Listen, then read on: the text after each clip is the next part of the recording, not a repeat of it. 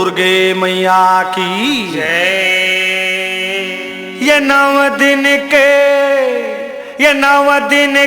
नवराते मवो गली गली तय बिराजे माँ।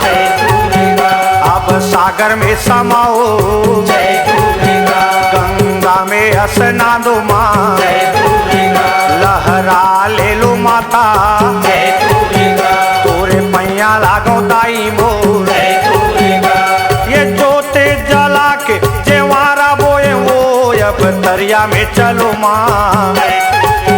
मोर पर सगरी खानाए अरे गंगा जल माता, तोरे पैया लागो दाई।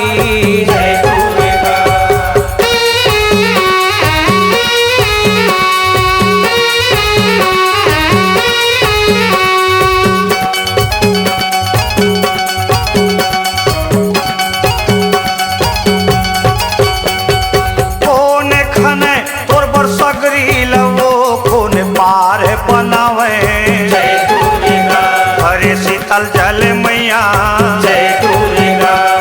डुबकी लगा ले दाई, मोरे बिनती है माता, तोरे पैया लागो दाई।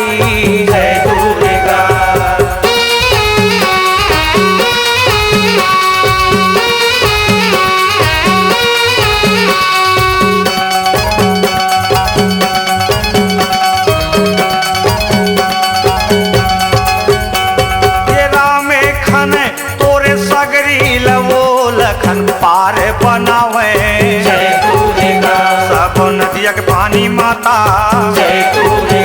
और पर लेके आवे दाई। निर्छल कथे माता, नहाले महतारी, तोरे पैया लागो दाई।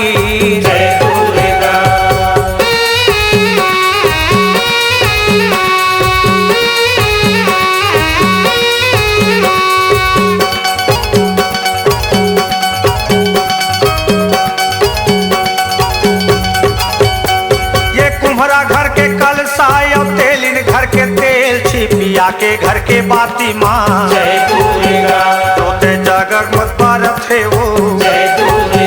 भाई कलश बोहे परनिन, भैया बाना धारे माता,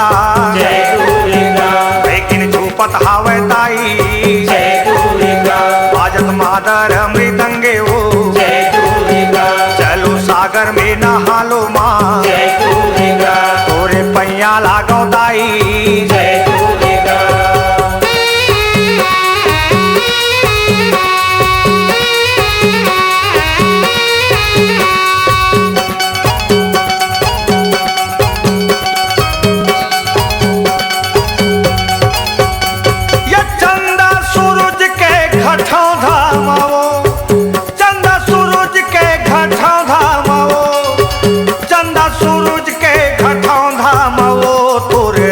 तामादाई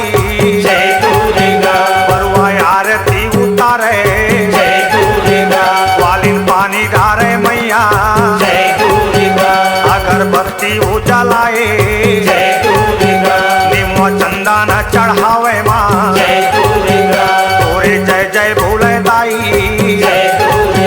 देवता फूल गिरावे माँ।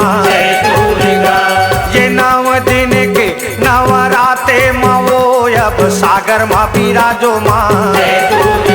शीतल तने करो मैया,